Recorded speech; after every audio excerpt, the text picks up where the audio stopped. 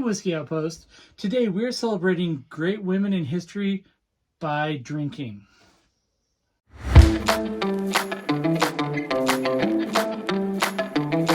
Hey, Whiskey Outpost.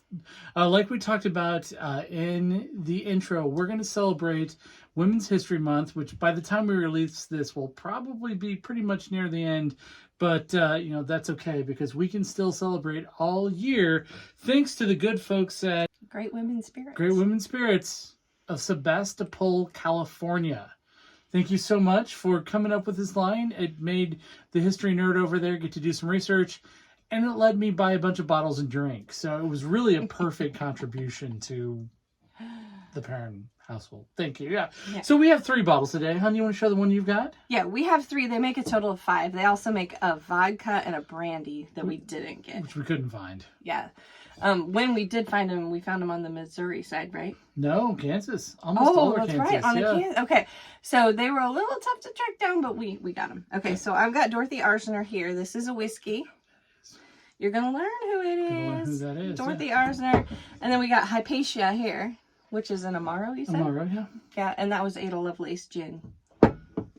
Ada Lovelace Gin, which I have the glass right here in front of me, and if you like botanical, very fruit forward, kind of, that herbal forward gins, I think I'm going to really like it. So pretty excited. We are drinking all of these neat. I think both the Amaro and the gin would probably do real well with some tonic or, some Sprite or something. But where's the fun in that? Let's power through. So where do you want to start, hon? We can start with Dorothy Arzner if you want. I still don't know who that is. It's a whiskey channel? Yeah. Okay, so I'm not going to bore you with horrible details, but she was a pretty cool lady. She was one of the only woman directing films in the 1930s in Hollywood. Really? She invented the boom mic, of all things. And for you history chick fans out there, he was responsible for starting Lucille Ball's career. And she also did one of the very first talkies with Clara Bow. And if you know who Clara Bow is, if you know, you know. So she was a pretty cool lady. Her films were very feminist focused. They weren't like girl is the sidekick films. It was like girl power films in the 1930s. Not a lot of those in the 1930s, I'm guessing. Not a lot of them in the 1930s. So what do you think the Venn diagram of History Chick podcast listeners and Whiskey Outpost watchers are? Like you? Probably me. All right, History Chicks, come on over. We're exciting people. Yeah. Susan and Beckett, come try some whiskey. Yeah, and drinkers, go check if you're interested in history. History Chicks is pretty cool. Yeah. Okay. That's right. So shall we try it? Okay. So this is a whiskey. What do you smell? Whiskey. Oh, thank God. Oh, that's very woodsy. Yeah. Yeah. Okay, it smells like sawdust to me. Does it smell like sawdust to you? Yeah. So that's definitely... What proof is it here? Yeah, that's a good point. It's a 5-year rye, straight rye whiskey. I don't have my glasses we called it bourbon. Okay. Yeah, and I couldn't say it. All right, so forget everything I just said. It is a 3-year-old... See, look at this. No, I'm old. It's a 3-year-old straight rye whiskey. We called it bourbon. We better edit that out in post. Non-chill filtered, grain to glass, small batch distilled. It is 45% alcohol by volume, making it 90 proof. Yeah, and the bottle is cool too, because it has a whole thing about Dorothy Arzner, and it has film up here. Because, how's it taste? Good. Try it. You'll hate it. It's rye whiskey. I mean, it's definitely... Now that I know that it's rye instead of bourbon, I thought it was bourbon. That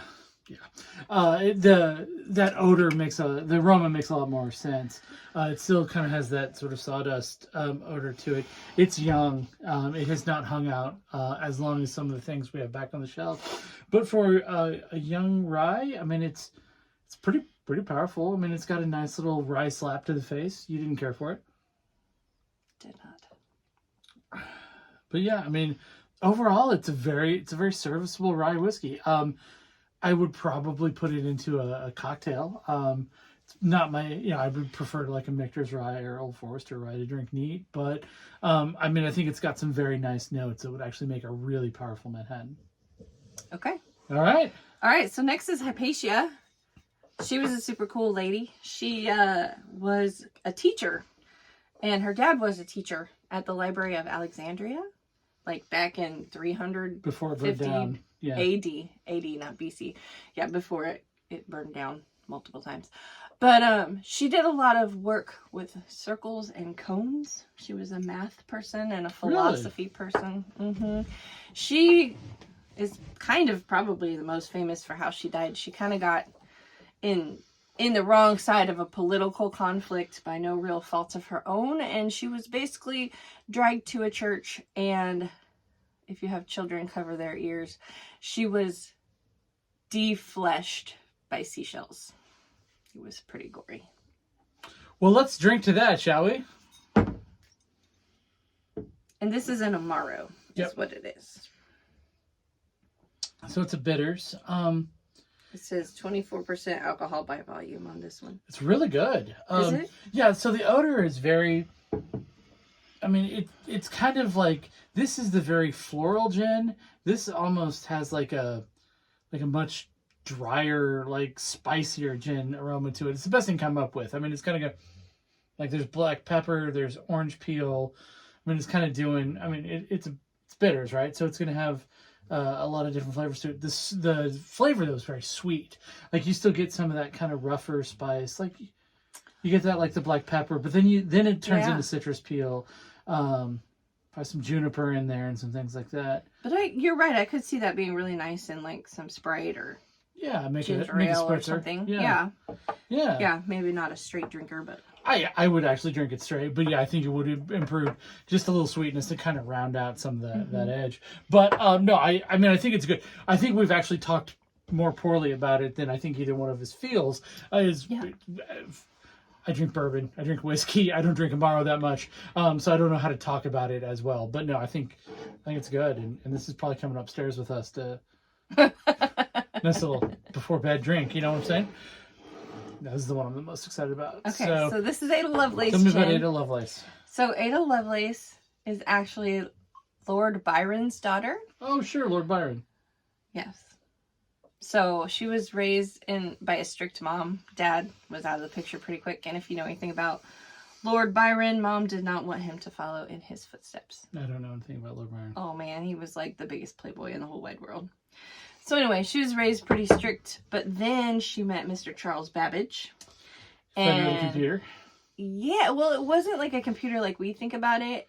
It was a difference machine, so it was like a bunch of gears and things that could figure out mathematical calculations. She programmed it to be able to figure out Bernoulli's numbers, but she translated a paper about it from French to English, and her notes were longer than the actual paper. And that's where she wrote that program. I say she programmed it, but it never actually got finished. But she wrote the program to do the Bernoulli numbers. And so everybody, pretty much agrees she was the person that wrote the very first computer program. And there's a programming language. Nope. Drank too much. I drank too much. There's a programming language named after her. Is there? Ada. Yeah. Is it Ada? Yeah. Oh, that's cool. Programming, because that's how I make my living. Sadly, not enough of you are subscribing to the show, so hit that button. Yeah, hit the button. Yeah, and then I'll stop programming and just drink all day. And you all will be the beneficiary of it somehow, I promise. So I love gin. Like, I've always loved gin. There are some people that are going to be like, you're about ready to drink soap. And I totally understand why you say that. I like to drink soap. Okay, cool. Let's go. I mean, definitely so much juniper. But there's there's just flower. There's a little pepper. You get lemon peel. Like the Amaro was very much orange peel. This is very much lemon peel. It's soft. It's round. I almost want to say there's almost like a rose quality to it, but I'm probably making that up. Oh, that's so pleasant. Is it good? So the flavor, there's not a lot of juniper. There's some juniper on it. Oh, it has a very strong, like floral scent. Yeah, it's not like whiskey at all. Yeah. So yeah, I enjoyed it. I've never had gin. You probably never had gin neat. See, Tanqueray 7 was my drink for years. But you get that? It's just all orange. Oh. Right? I might actually like that. Yeah, we might go buy a backup bottle of this from Mr. and Mrs. O's, was where we bought it. Yeah. Because it's... It was good. If you like gin, pause. liquor store, come back and finish up. Then like and subscribe. Go. And, yeah. Anyway, but no, that's very good. It was good. Yeah, it was very good. So, I mean, it can, if there's such a thing as a sipping gin, I think we found it. This is not going to be everybody's gin. Like, the gin community is kind of broken up, and the people who really like the botanical, who very much like the just juniper, and like, that's it. More peppery and that kind of thing. If that's you, still give it a try, because I think it's worth it. But, I mean, know that it's not going to be 100% like that perfect, it's just kind of straight, more spicy gin. This is very floral, very, very fruity. I like it. I'm going to go buy a backup bottle because as much as we drink gin, it'll last a while. But I want to make sure we have a bottle. Yeah. And the rest of these were hard to find. Yeah, I was kind of worried that when we tried them, they'd be kind of like, they were like gimmicky, like for lack of a better word, but they actually were not. They were good. Yeah, well crafted across the board. Mm-hmm. So definitely, like I said, they have a brandy and a vodka too. So do you know who the people are in this? Yes, the brandy is Agnesi. She was a mathematician. Okay. And then the vodka was Countess Waleska, and she was like important in Napoleon's court, and she kind of helped Poland become its own country. Okay, well, let's see if we can contact Indomitable Spirits, because I want to know how they picked these folks. I mean, obviously, Ada Lovelace I'm all about, but I'd never heard of Dorothy Arzner. Hypatia I'd heard of. So, yeah, if you know anything about it, put it in the comments. We'd really like to hear more. I want to do more of these. If Indomitable Spirits keeps putting these out, let's Great women's spirits. What? Yes, Indomitable Spirits was the last people that we talked about. Great women's spirits. Yeah, we'll bleep that out. Can you just get my mouth going? Great women's spirits. Yeah. So anyway, sorry about that. Great women's spirits. That's my fault. That's on me. And so yeah, let's keep doing this. Happy Women's History Month. Definitely drink. Toast to the women in our lives. Honey, to you. See you next time. Bye.